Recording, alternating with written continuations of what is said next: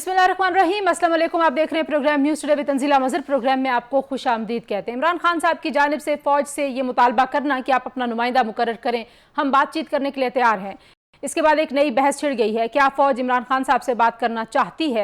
क्या इमरान खान साहब से किसी ने रब्ता किया है? सीनियर सहाफ़ी हामिद मीर ने दावा किया है कि शायद मुज़ाकरात का आगाज़ हो चुका है, जबकि अस्करी ज़राए इस तरह के तमाम दावों को मुस्तरद करते हैं। और अस्करी ज़राए ये भी दावा करते हैं कि इमरान खान साहब से बातचीत उस वक्त तक नहीं हो सकती जब तक 9 मई के मामले पर बानी PTI माफ़ी नहीं मांगते।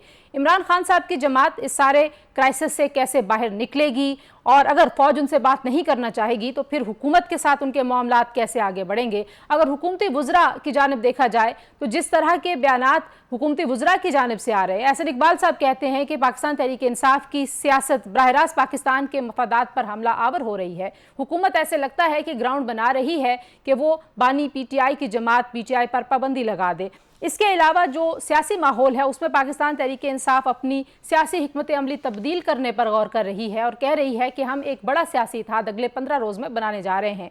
जिस तरीके से तहफ़्ज़ आईन पाकिस्तान तहरीक का आगाज़ हुआ, शायद वो उतना पुरजोश और उतना जुनून जज्बे वाला नहीं था जो पाकिस्तान तहरीक इंसाफ दावा करती है, जिस तरह की ग्राउंड सपोर्ट का। तो देखते हैं कि ये हुकूमती इत्तेहाद से भी अपोजिशन इत्तेहाद जो है वो महमूद खान अचकज़ई साहब की क़यादत में रब्ता करने की कोशिशें कर रहा है, ज़राए ये दावा कर रहे हैं।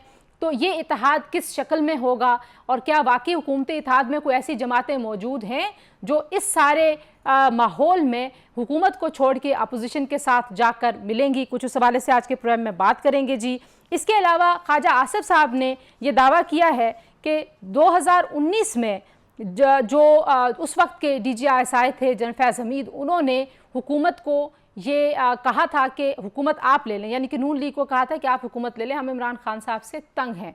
अब देखने की बात है कि इस दावे में कितनी सदाकत है और जनरल फैज़ साहब की जानिब से इस पर क्या जवाब आता है और PTI इस पर क्या मौक़िफ़ अपनाती है। कुछ उसकी बात भी करेंगे जी। और फिर हुकूमत एक इलेक्शन एक्ट जो है उसमें तरमीमी जो बिल है वो लेके आई है, PTI उसको चैलेंज करने जा रही है। अब देखते हैं कि पाकिस्तान तहरीक इंसाफ को अदालतों से अपनी मर्जी का इंसाफ मिलेगा या नहीं। प्रोग्राम के पहले हिस्से में हमें ज्वाइन कर रहे हैं पाकिस्तान तहरीक इंसाफ के सेक्रेटरी इत्तलात शुएब शाहीन साहब, और प्रोग्राम के दूसरे हिस्से में हम मशरिक़ वुस्ता की बिगड़ती हुई सूरत हाल का जायज़ा लेंगे। और आज हुकूमत ने बलूचिस्तान और बिलखुसूस पूरे पंजाब में जो मिसिंग पर्सनस का इशू है, इस इशू के लिए एक बहुत ही अहम, एक बहुत ही ज़बरदस्त किस्म का फ़ैसला किया है, कि इनिशिएटिव लिया है, उसके हवाले से भी डिटेल्स आपके सामने रखेंगे। बहुत शुक्रिया शुएब शाहीन साहब, आपने हमें वक्त दिया। सर, सबसे पहले तो ये बताइए कि जो इस वक्त इमरान खान साहब की तरफ से मुज़ाकरात की बात की गई है, बहुत सारे लोग ये दावा करते हैं, जो अस्करी ज़राए हैं वो भी ये दावा करते हैं कि जब तक 9 मई की माफ़ी नहीं होगी, आपकी जानिब से माफ़ी मांगी नहीं जाएगी, तब तक बातचीत हो नहीं पाएगी। तो आप इस माफ़ी के बगैर बात आगे बढ़ाना चाहते हैं, लगता है बात आगे बढ़ेगी नहीं? देखिए, पहली बात तो ये है कि इमरान खान साहब ने मुकदमात आपके सामने हैं। 9 मई का वाक़या की 4-5 मुकदमों को सिर्फ आप सामने रख लें। 9 मई का पहला फैसला दिया मुरीद बलोच साहब ने, यहाँ एडिशनल सेशन जज ने, उसका ये सारा इनका जो नैरेटिव था ख़त्म कर दिया। दूसरा मुकदमा दिया GHQ वाले केस में लाहौर हाई कोर्ट और पिंडी बेंच ने। तीसरा मुकदमा दिया का फैसला दिया जस्टिस जमाल मुतवक्किल साहब की सरबराही में सुप्रीम कोर्ट ने हमजा कैंप के हवाले से। चौथा फैसला दिया मोहम्मद अब्बास साहब सरगोदा के जज साहब ने, जिसके ऊपर इंटेलिजेंस एजेंसीज को वहाँ फायरिंग करनी पड़ी उसके ऊपर, और रीडर को अगवा किया, पता नहीं क्या क्या चीज़ें हुई। और आखिरी फैसला जो रिसेंट आया है 1 हफ्ता पहले, वो 9 मई के 13 मुकदमात में, और वो लाहौर हाई कोर्ट के डिवीजन बेंच ने, जिसने पहले 3 दिन का टाइम दिया, फिर 2 दिन का दिया, फिर 1 दिन का टाइम दिया एडवोकेट जनरल पंजाब को, जो कि एक स्पेशल पैकेज लेके जनाब बड़े कॉम्पिटेंट है। 40 लाख रुपए का उनका पैकेज है, और as a special and personal to him, बाकी किसी के लिए नहीं होगा ये। और उन्होंने कहा जी कोई एविडेंस आप ले आओ which connects with the 9th वे, इमरान खान को उसके साथ कनेक्शन हो जाए। वीडियो ले आओ, ऑडियो ले आओ, एविडेंस ले आओ, कोई जरिया, कोई तरीका ले आओ। he failed to produce any evidence. आप कह रहे हैं कि कोई ऐसा एविडेंस नहीं है, लेकिन इमरान खान साहब ज़ाहिर खुद भी मान रहे हैं कि मैंने कहा था कि कंटोनमेंट में जाके ये मुजाहरा करना है, अगर मुझे गिरफ्तार किया जाता है। तो ज़ाहिर है एक सियासी शख्सियत की जानिब से फ़ौजी जो तनसीबात हैं और फ़ौजी इलाके हैं, वहाँ पे एहतजाज की कॉल देना ज़ाहिर है सियासी तौर पर اور قانونی طور پر بھی ایک خطرناک ٹرینڈ تھا۔ دوسرا معاملہ ظاہر آپ اپنی جماعت کا موقف دہرا رہے ہیں، ان کیسز کے حوالے سے پاکستان تحریک انصاف کا موقف ہمارے سامنے ہے، آپ کورٹس میں بھی یہی موقف اپناتے ہیں، میڈیا میں بھی یہ اپناتے ہیں۔ اب جو ایشو ہے وہ یہ ہے کہ آپ بات کرنا چاہتے ہیں اور فوج یہ کہتی ہے کہ جب تک آپ 9 مئی کی معافی نہیں مانگیں گے تب تک بات ہوگی نہیں۔ تو اب بتائیے کہ پھر آپ فوج سے اگر بات نہیں کر پائیں گے تو پھر آپ کیا حکومت سے بات کریں گے، کس سے بات کریں گے، یا بات کیے بغیر آپ کو لگتا ہے کہ عدالتوں سے آپ کو سارا ریلیف مل جائے گا اور یہ معاملہ سارا کا سارا عدالتوں میں سیٹل ہو جائے گا؟ دیکھیں، پہلی بات تو یہ ہے کہ عسکری ذرائع نے کبھی ہمیں نہیں کہا کہ جی آپ آئیں جی عمران خان 9 مئی پہ معافی مانگے۔ عمران خان کا جب قصور کوئی نہیں، عدالتوں نے ان کو کلین چٹ دے دی ہے، تو وہ لوگ معافی مانگیں جنہوں نے 9 مئی کو ان کو اغوا کیا تھا۔ لہٰذا انصاف کا تقاضا تو یہ ہے نمبر 1۔ جب یہ بات ثابت ہو گئی کہ جناب 9 مئی عمران خان کے ساتھ زیادتی ہوئی، ان کو اغوا کیا گیا، تو لہٰذا رسپانسبلٹی کن پہ آتی ہے وہ آپ دیکھ لیں۔ دوسری بات یہ ہے کہ مقدمات سے تو ہم بری ہوئے ہیں، اپنے سچ حق کی حقیقت پہ اور انصاف کی بنیاد پر ہمیں کسی سے کیا ڈیل کی ضرورت ہے؟ ہم یہ کہتے ہیں، ہم نہیں ان کو منتیں کر رہے، ہم یہ کہتے ہیں ملک سٹیٹس کو میں چلا گیا ہے، آج ملک معاشی تباہی کے دہانے پہ پہنچ چکا ہے، پاکستان کا واحد پاپولر لیڈر نہیں، قومی نمائندہ ہے، فیڈریشن کی علامت ہے وہ عمران خان۔ آج اگر وہ پبلک کو میسج دے رہا ہے کہ عوام کی حقوق کے تحفظ کے لیے، آئین کے تحفظ کے لیے، قانون کی بالادستی کے لیے اور نظام انصاف کی درستگی اور جمہوریت کے نظام کی درستگی کے لیے 2 فریق اس وقت ہیں، ایک عوام ہے جس کی نمائندگی عمران خان اور پٹیل کر رہی ہے، دوسرا فریق جس کے ہاتھ میں بندوق ہے وہ ہے اسٹیبلشمنٹ، اور وہ اسٹیبلشمنٹ اس وقت اس کی طرف رخ جا رہا ہے اور ان دونوں کے درمیان نفرتیں بڑھ رہی ہیں۔ نقصان اس کا فوج کو ہونا ہے، نقصان اس کا ملک کو ہونا ہے، نقصان اس کا ریاست پاکستان کو ہونا ہے۔ ایک عوامی اور قومی لیڈر کے طور پر ٹھیک ہے، آپ کہہ رہے ہیں کہ آپ کو نہیں کہا عسکری ذرائع نے کبھی ایسا، لیکن ظاہر ہے D G I S P R کی پریس کانفرنس آن ریکارڈ ہے، جب 9 مئی کو 1 سال مکمل ہوا تھا شعیب شاہین صاحب تب بھی یہی بات کر رہے تھے، ابھی جو حالیہ پریس کانفرنس انہوں نے کی اس میں بھی وہ یہی بات کر رہے ہیں کہ جب تک معافی نہیں مانگی جائے گی تب تک بات آگے نہیں بڑھے گی۔ لیکن اب جو خواجہ آصف صاحب کہتے ہیں، آپ ابھی اپنی بات میں کہہ رہے تھے کہ ہم منت نہیں کر رہے بات چیت کے لیے، خواجہ آصف اور باقی بھی وزراء اور حکومتی جو عہدیداران ہیں وہ کہہ رہے ہیں کہ خان صاحب نے تو ہمیشہ فوج کے پاؤں پکڑے ہیں، کوئی پتہ نہیں ابھی بھی پاؤں پکڑے ہوئے ہوں، تو یہ جو بیانیہ ان کی جانب سے بنایا جا رہا ہے اس کو آپ کس طرح سے دیکھتے ہیں؟ خواجہ آصف کے بارے میں 2 باتیں کہوں گا۔ اللہ کا حکم ہے نا، لعنت اللہ علی الکاذبین، یعنی جو جھوٹ بولنے والوں اللہ کی اس پہ لعنت ہو، یہ قرآن مجید کے الفاظ ہیں۔ اس بندے سے پہلے یہ پوچھیں کہ تم جھوٹ بول کے فارم 45 بنا کے دھیانہ ڈار جو جیتی ہوئی ہے ساری دنیا کو پتا ہے، تو جھوٹ کی بنیاد پر آ کر کے جھوٹا حلف لے کے بیٹھا ہوا ہے، تیری بات کی حقیقت کیا ہے؟ دوسری بات، اس کٹ پتلی سے پوچھیں کہ خود تم جنرل فیض اور جنرل باجوہ کے بارے میں کیا کہہ چکے ہو، 2019 سے تمہارا ان کے ساتھ رابطہ تھا، ان کے پاؤں پڑے ہوئے تھے تم خود، اور جس وقت 2018 میں تم ہار رہے تھے تو تم نے کس کو پکارا تھا؟ تم نے باجوہ کو پکارا آئیں مجھے جتوائیں، یہ خود یہ اس کے اپنے الفاظ کہہ رہا ہوں، میں اپنے نہیں کہہ رہا۔ دوسری بات، جب خود یہ کہہ رہے ہیں 2019 میں ہماری ڈیل ہو گئی تھی جنرل فیض اور جنرل باجوہ سے، اس کے بعد ان کو شرم آنی چاہیے ایسی باتیں کرتے ہوئے بھی۔ اللہ کا شکر ہے کہ عمران خان ایک لیڈر ہے، وہ ڈیلر نہیں ہے ان کی طرح، ان کے پلیٹس نہیں گرے، وہ ملک چھوڑ کے باہر نہیں بھاگ گیا، اس کے کوئی ایون فیلڈ اپارٹمنٹ نہیں نکلے، ان کے کوئی دبئی لیکس میں اقامے یا وہ پراپرٹیز نہیں نکلیں جیسے ان لوگوں کی چلیں اس سب پہ کی تو نکل ظاہر رہی بہت ہیں۔ لمبی ہم بحث کر سکتے ہیں کہ کس کا کیا نکلا کیا نہیں، لیکن احسن اقبال صاحب کا بھی بیان بڑا سنجیدہ ہے، بڑا اہم ہے، اور وہ یہ کہتے ہیں کہ جو پی ٹی آئی کی سیاست ہے وہ براہ راست ریاست کے مفادات پر آپ لوگ حملہ آور ہو رہے ہیں، تو اس چیز کو آپ کس طرح سے دیکھتے ہیں؟ کیونکہ حکومت کے اندر یہ سوچ تو بہرحال پائی جاتی ہے کہ پاکستان تحریک انصاف پر پابندی لگنی چاہیے۔ پہلی بات تو یہ ہے کہ ان کا باپ بھی پابندی نہیں لگا سکتا، یعنی 90% عوام کو پابندی لگا دیں گے کہ جائیں جی آپ تو بند کمروں میں بیٹھ جائیں، ہم 4 بندے یا جو 1% یا 2% بیٹھے ہوئے ہیں، یہ جو بدماشیہ بیٹھا ہوا ہے جنہوں نے اس ملک کو کیپچر کر کے تباہ و برباد کر دیا، آدھی سے زیادہ آبادی سطح غربت کی لکیر سے نیچے پھینک دی ہے، اور 1.5 کروڑ افراد ہر سال اس سطح غربت کی لکیر کے نیچے جاتے جا رہے ہیں، اور جنہوں نے آئی پی پیز میں پیسے کھائے، پتہ نہیں کہاں سے انہوں نے پیسے کھائے اور بےمانیاں اور بدماشیاں کر رکھی ہیں، یہ لوگ اس ملک کے وارث ہیں، ان کو شرم نہیں آتی؟ میں ان سے پوچھتا ہوں کہ کرتے نا کیوں نہیں کیا؟ عطا تعالیٰ نے کس کے حکم پہ پریس کانفرنس کی تھی؟ جب وہ کہہ رہا تھا کہ حکومت کا فیصلہ ہے تو حکومت نے تو ابھی تک کیبنٹ میٹنگ نہیں بلائی، ڈپٹی چیئرمین نے کہا مجھے پتہ نہیں ہے، اور کہا کہ اتحادیوں کی مشاورت سے ہو رہا ہے، اتحادیوں نے کہا ہمیں ان سے پوچھا ہی نہیں کسی نے۔ تو بات یہ ہے کہ وہ کس کے کٹ پتلی ہیں، ان کٹ پتلیوں کی، ان کارندوں کی کوئی حیثیت ہی نہیں ہے۔ چلیں آپ چاہتے ہیں کہ مطلب کریں کچھ عملی طور پہ، کیونکہ وہ اعلان کیا تھا انہوں نے، ظاہر ہے اس سے بھی حکومت فی الحال بیک فٹ پہ نظر آتی ہے پابندی کے حوالے سے، لیکن خواجہ آصف صاحب نے ایک اور بڑا انٹرسٹنگ بیان دیا، اور وہ یہ کہہ رہے ہیں جی کہ 2019 میں مطلب جب ابھی پی ٹی آئی کی حکومت کو 1 سال بھی مکمل نہیں ہوا تھا، تب جنرل فیض حمید نے خواجہ آصف صاحب کے ساتھ ایک ملاقات میں انہوں نے کہا تھا کہ آپ لوگ حکومت لے لیں، ہم بڑے تنگ ہیں خان صاحب سے، اور اس وقت ایسے ظاہر ہے اب تو یہ باتیں آن ریکارڈ ہیں کہ فیض صاحب جو ہیں وہ عمران خان صاحب کے سب سے زیادہ قریب تھے، اور بہت کچھ اس وقت جو ہو رہا تھا وہ جنرل فیض اور عمران خان صاحب جو ہیں وہ ان کی وہ 1 پیج پہ تھے۔ تو اس بیان کو آپ کس طرح سے دیکھتے ہیں؟ دیکھیں پہلی بات تو یہ ہے کہ چور کی داڑھی میں تنکا، خواجہ آصف کے خلاف جو کچھ ہو رہا ہے اب سب کچھ وہ خود مان رہے ہیں۔ مجھے خواجہ آصف سے زیادہ جو سب سے امپورٹنٹ بات لگتی ہے وہ کیپٹن صفدر کی لگتی ہے۔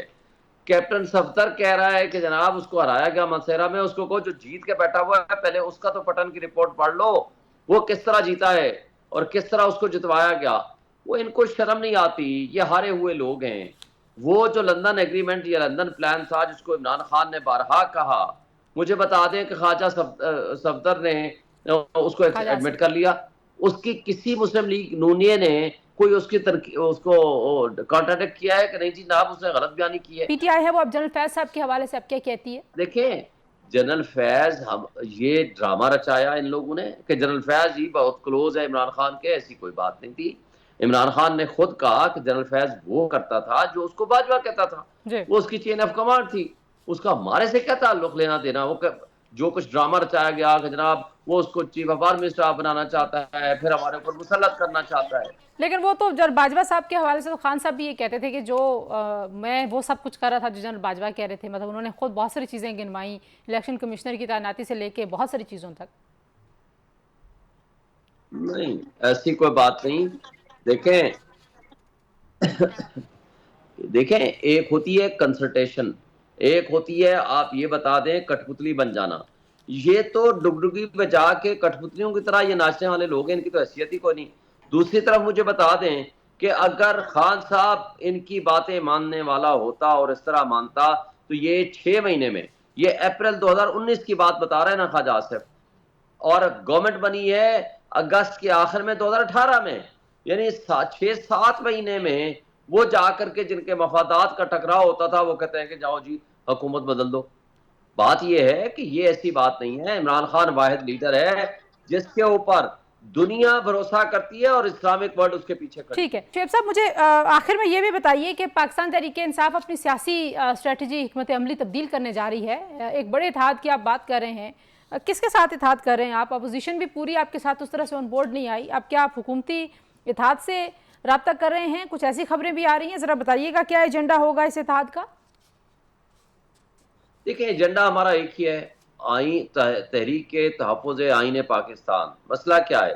اس وقت 4 ایشوز ہیں جن کے اوپر ہم یہ سمجھتے ہیں کہ تقریباً ساری اپوزیشن اس پہ اس ایجنڈا پہ کھٹی ہونی چاہیے۔ نمبر 1، ملک میں آئین اور قانون کی بالادستی ہو، اور یہ نہیں ہو رہی، آج انڈکلیئرڈ مارشل لاء لگ چکا ہے۔ نمبر 2، ملک میں نظام انصاف کے راستے میں جو رکاوٹیں ہیں، اسپیشلی انٹیلیجنس ایجنسیز جو رکاوٹیں پیدا کر رہی ہیں، جو سپریم کورٹ میں تمام ہائی کورٹس اور لورڈ جوڈیشل نے لکھ کے دیا ہے، وہ ختم ہونے چاہیے۔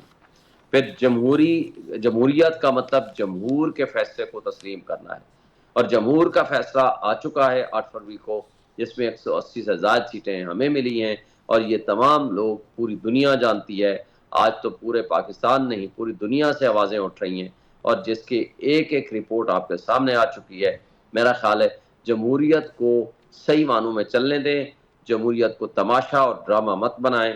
چند لوگ ڈرائنگ روم میں بیٹھ کے یہ فیصلہ کریں کہ کل ہمارا حکمران کون ہوگا، یہ ان کا پریروگیٹو نہیں ہے، یہ حق کے حکمرانی عوام کا ہے، اور عوام جس کو نمائندگی۔ ٹھیک ہے، بالکل ٹھیک ہے۔ اب الیکشن ایکٹ ترمیمی بل، اس پہ بھی ذرا کامنٹ کر دیجئے، کیونکہ جو آزاد امیدواروں کے حوالے سے اور ریزرو سیٹوں کے حوالے سے حکومت ترمیم لانے کی کوشش کر رہی ہے۔ देखें, ये बिल्कुल तौहीन अदालत है, ये बदनीयती पे मबनी है, स्पेसिफिक पर्सन स्पेसिफिक लॉ है, और अगर ये पास हो जाता है तो ये ना सिर्फ तौहीन अदालत होगा बल्कि ये इसकी कोई कानूनी तौर पर इसकी हैसियत नहीं होगी। हम इसको फौरी तौर पर इंशाल्लाह चैलेंज करेंगे।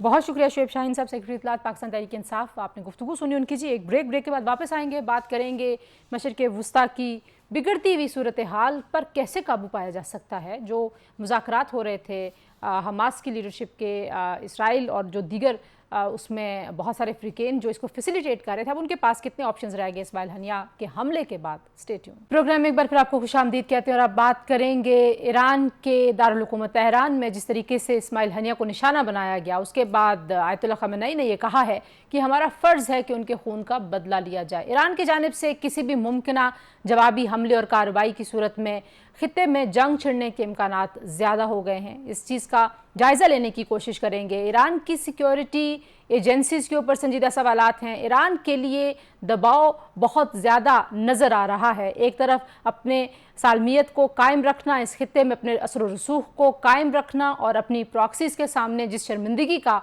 सामना करना पड़ा है ईरान को, उस हवाले से देखना पड़ेगा कि ईरान आइंदा आने वाले दिनों में क्या फ़ैसले करेगा, कैसी कार्रवाइयाँ करेगा। इन इशूज़ पे बात करने के लिए हमें ज्वाइन कर रहे हैं मोहम्मद अली सैयद साहब, दिफाई तज्ज़ियाकार हैं, बैनुल-अक़वामी उमूर के माहिर हैं, और ब्रिगेडियर वक़ार साहब हमारे साथ मौजूद हैं, दिफाई तज्ज़ियाकार। आप दोनों का बहुत शुक्रिया। मोहम्मद अली सैयद साहब, जो सवालात हैं ज़ाहिर है वो बहुत संजीदा हैं, संगीन हैं। ईरान के अंदर एक उनके जो रियासत के गेस्ट थे और स्टेट गेस्ट, और एक बड़े high profile state guest Ismail Haniyeh, उनको जिस तरह से निशाना बनाया गया है, आपको लगता है कि ईरान की सिक्योरिटी एजेंसियां, ईरान का सिक्योरिटी पूरा जो पैराडाइम है उसके ऊपर बहुत संजीदा सवालात हैं? बिल्कुल मैडम तंजीला, मैं समझता हूँ हकीकत में जिस वक्त जिस अंदाज में हमला किया गया, जिस मुकाम पे हमला किया गया, उससे ये जाहिर होता है कि ज़ाहिरी जो फिज़िकल हदफ था वो तो हमास की सियासी क़यादत थी, लेकिन असल में इसराइल का तस्वीराती हदफ ईरान को अपने हलीफ जमातों के सामने शर्मिंदा करना, ताकि उन जमातों का जो एतमाद है ईरान के ऊपर वो मजरूह किया जा सके।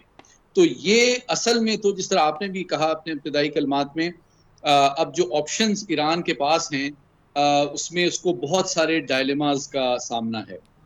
यकीनी तौर पे चूँकि जो इतलात आई हैं उनकी नज़रियाती क़यादत ने ये फ़ैसला किया है, बल्कि शायद ऑर्डर भी दे दिया है जवाबी कार्रवाई के हवाले से, लेकिन अगेन जो उसकी नौइयत है, जो टारगेटिंग होगी, उसके हवाले से उनको 3 चैलेंजेस का सामना है।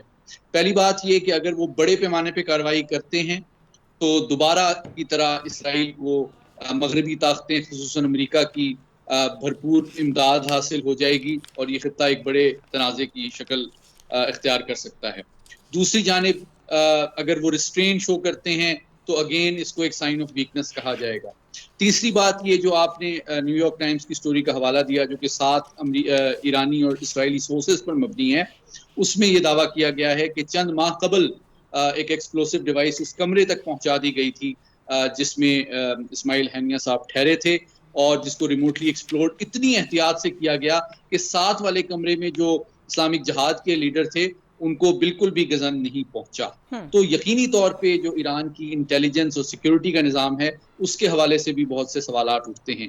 तो इन तीनों महाज पे क्या ईरान की क़यादत जो है अपनी कौम को, अपनी फ़ौज को, अपनी हलीफ जमातों को और मुताहरिब जो क़ुव्वतें इस खित्ते में मौजूद हैं उनको सेटिस्फाई कर सकेगी। आई थिंक अच्छा, आने वाले हफ्ता जो है बहुत क्रिटिकल है। जी, आपने बिल्कुल दुरुस्त फरमाया कि बहुत क्रिटिकल होगा, लेकिन ब्रिगेडियर साहब जो इसराइल का दोगलापन है वो भी तो ज़ाहिर एक्सपोज होता है। जो उनकी पॉलिटिकल साइड है हमास की, उसके सबसे बड़े लीडर को इस तरह से निशाना बनाना, क्योंकि जो एंगेजमेंट है, जो डायलॉग है, जो गुफ्तगू है, वो तो पॉलिटिकल साइड कर रही है और हमास के जो अस्करी कमांडर हैं वो तो ज़ाहिर है उस लड़ाई में मसरूफ़ हैं। तो आप जब सियासी क़यादत को इस तरह से निशाना बनाते हैं तो इसका मतलब है कि आप मुज़ाकरात नहीं चाहते। आपको भी यही लगा ये जो हमला हुआ उसके बाद जो सूरत हाल बन रही है उसमें आपको भी लगता है कि जो बहुत सारे मुबस्सिरीन दावा कर रहे हैं कि ईरान अपनी प्रॉक्सीज़ के ज़रिए अब जवाब देगा और उससे ज़ाहिर है जंग छिड़ने के खदशात और इम्कानात को तो आप रद्द नहीं कर सकते। دیکھیں ایک تو ایران کو آپ اسرائیل کو آپ آئسولیشن میں نہ دیکھیں. آئی تھنک ایک دن پہلے Nitin Yahoo was in capital ہل, اور جس طرح اس کو اسٹینڈنگ اویشن دی گئی, آئی تھنک کوئی 38 دفعہ اٹھے ان کے جتنے بھی آئی تھنک کانگریس مین اور سینیٹرز تھے, کیونکہ I think it was house of representative تھا پورا. اس کے بعد ڈسپائٹ کہ کاملا ہیرس نے تھوڑا شو کیا, but ultimately she had to meet him. Trump اور بائیڈن کی ڈیبیٹ میں آپ کو پتا ہوگا کہ they were trying to prove کہ پرو زائنسٹ کون ہے. تو ایک تو یہ بہت بڑی سپورٹ ہے, دین یورپ کے مین کیپٹل ہیں, یو کے ہے, یورپین یونین ہے, تو وہ گارنٹیڈ ہے, ایک بلینک چیک ہے جی کہ وٹ ایور دے ڈو. اچھا اس میں ابھی آئی وڈ سے کہ 2 سسٹمز کا کلیش ہے مڈل ایسٹ میں اسپیشلی, اور رشیا یوکرین وار میں بھی نظر آ رہا ہے. وہ ایک تو یوریشین فورسز ہیں ایک طرف ایریڈ ہے, جس میں mainly led by China Russia, اور پھر آپ کے لیے مڈل لیول پاورز ہیں ٹرکی, ایران, پاکستان, کسی حد تک آئی وڈ سے کہ ابھی گلف جو شیک ڈم لائک سعودی عربیہ جوائنٹ برکس.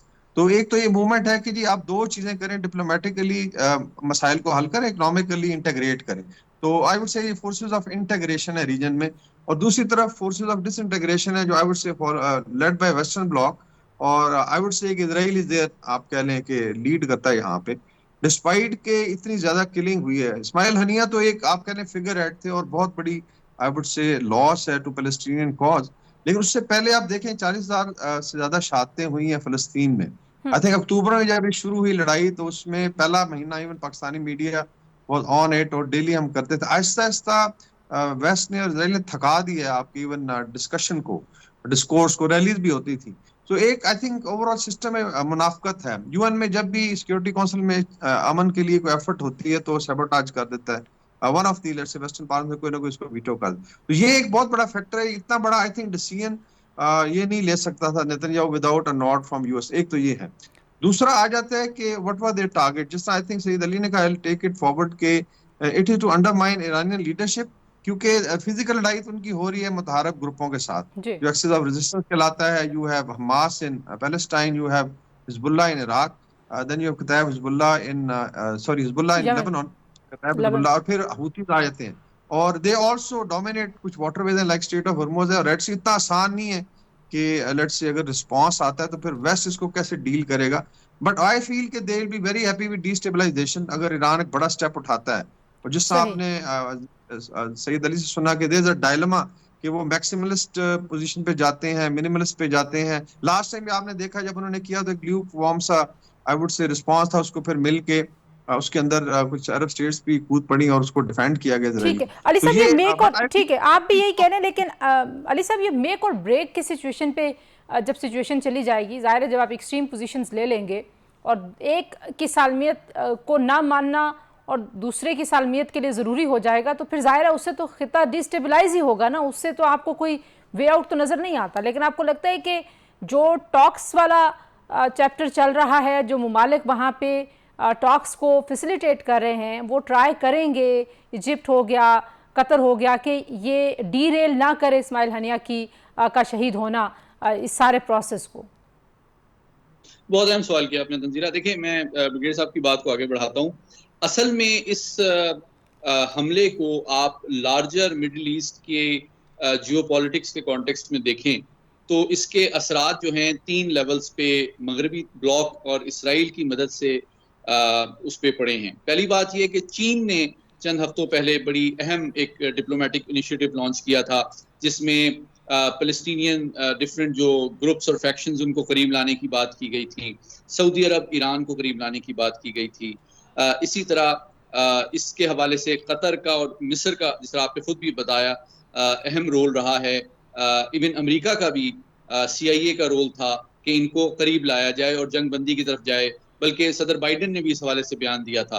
لیکن اب اس حملے کے بعد میں سمجھتا ہوں کہ وہ ممالک جو کہ اسرائیل اور حماس کو قریب لانے کی کوششیں کر رہے تھے, جس میں مصر اور قطر سر فہرست ہیں, ان کے لیے یہ بڑا مشکل ہو جائے گا کہ وہ حماس کی نئی قیادت کو قائل کر سکیں کہ اتنے بڑے اعلیٰ پیمانے کے لیڈر کی ہلاکت کے بعد اسرائیل کو وہ ٹرسٹ کر سکتے ہیں.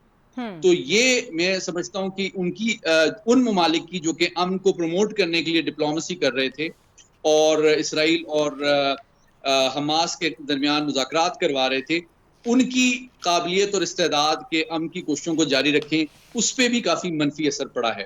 اچھا میں ایک دوسری جانب یہ کہ جی بات مکمل کریں۔ دوسری جانب یہ دوسرا ایک اور ہدف جو اس میں امپورٹنٹ ہے وہ یہ کہ تہران کے اندر ان کو شہید کرنا جو ہے وہ اس بات کا ثبوت ہے کہ جو موساد ہے وہ بہت ہفتوں اور مہینوں سے انہوں نے اسماعیل ہانیہ کو نشانے پہ رکھا ہوا تھا۔ صحیح۔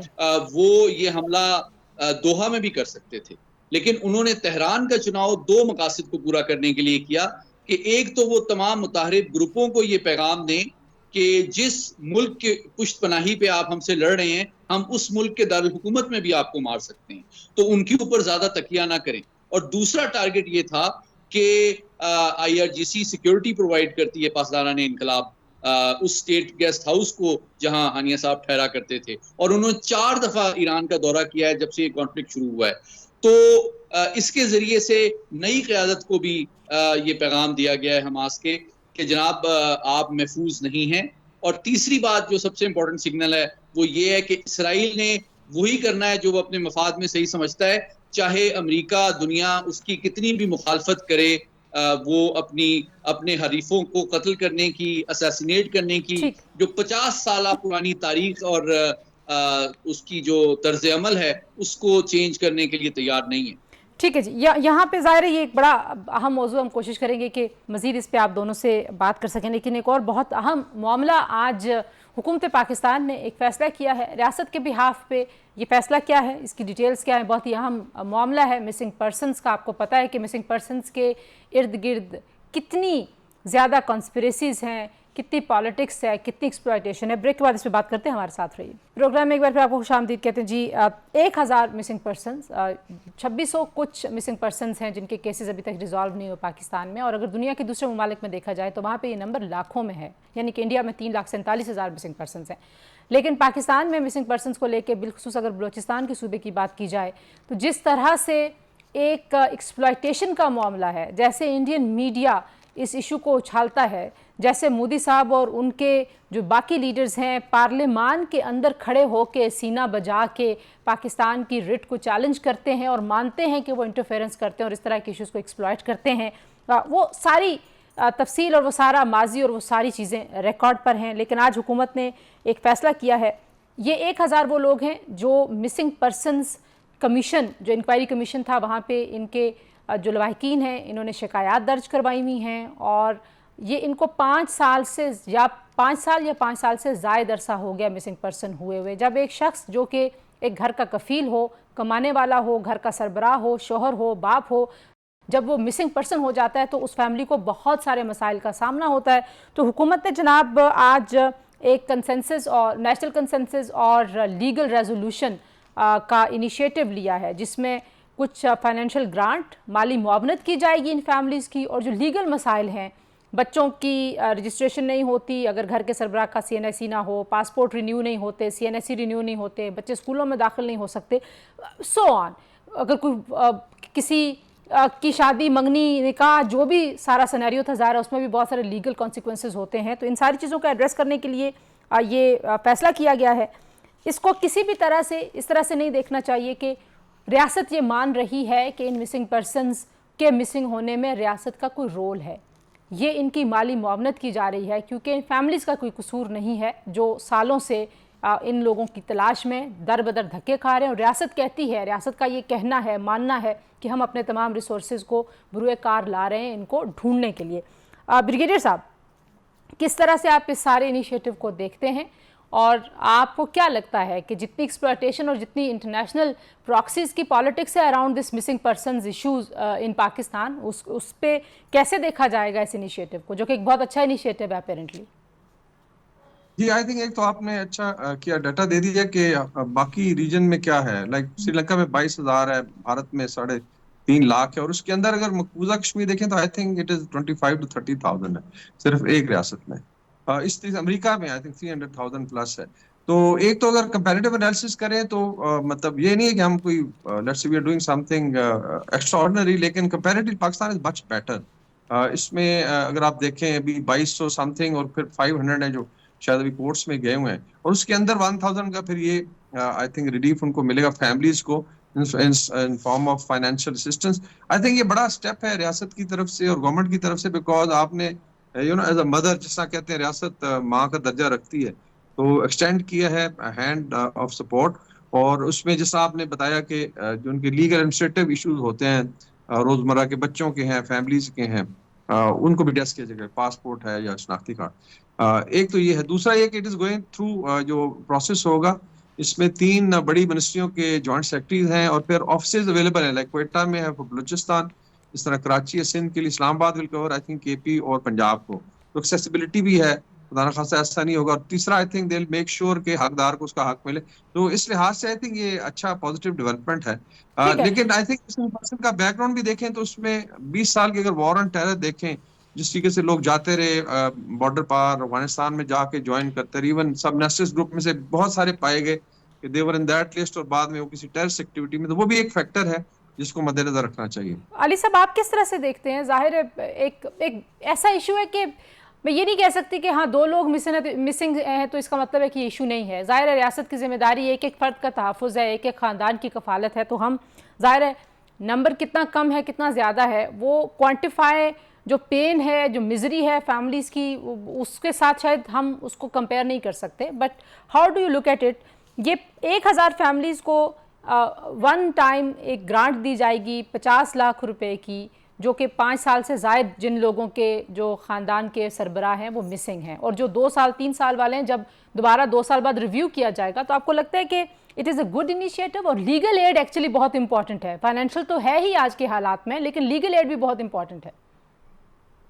जी तंजीला, देखें 4 जो इसके मेरे ख्याल में 4 अहम तरीन पहलू हैं वो मैं आपके सामने रखता हूँ। पहली बात ये है कि देखें जिस तरह ब्रिगेडियर साहब ने भी आपके सामने फैक्ट्स और फिगर्स रखे, उससे ये साबित होता है कि मिसिंग पर्सनस का जो इशू है ये एक आलमी मसला है, कोई पाकिस्तान स्पेसिफिक केस नहीं है, और इसकी जो अहमियत, नज़ाकत और शिद्दत है वो बाज़ बड़े तरक्की याफ्ता ममालिक बरतानिया अमेरिका में कहीं ज़्यादा है। अमेरिका में 9 गुना ज़्यादा मिसिंग पर्सनस हैं पाकिस्तान के मुकाबले में, बरतानिया में 24 गुना ज़्यादा मिसिंग पर्सनस हैं। लेकिन असल बात जो दूसरा पहलू है वो ज़्यादा तशवीशनाक पाकिस्तान की कौमी सलामती के लिए इसलिए हो जाता है कि जब इसके हवाले से एक बयानिया बनाया जाता है जिसके ज़रिए से पाकिस्तान को आलमी सतह पे बदनाम करने, उस पर आलमी दबाव डालने और दाखिली सतह पे डिस्टेबलाइज करने के लिए इसको इस्तेमाल किया जाता है, तो ये इस हवाले से बड़ा इंपॉर्टेंट इनिशिएटिव है कि इसको ये इस तरह की जो एंटी स्टेट कोशिशें हैं और हॉस्टाइल नैरेटिव है उसको ये न्यूट्रलाइज करने में मदद करेगा।